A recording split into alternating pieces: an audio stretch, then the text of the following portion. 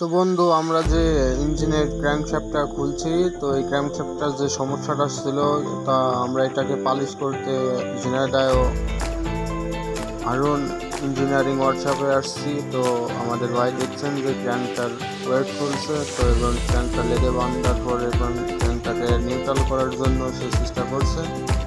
তো আমরা ক্র্যাঙ্কটা পালিশ করছি। তো আশা করি আমাদের ভাই মিটারদের মেপে বলছে ক্র্যাঙ্কটা 50 দাঁড়াবে। তো চলুন আমরা ক্র্যাঙ্ক পালিশ করা ভিডিওটা দেখি।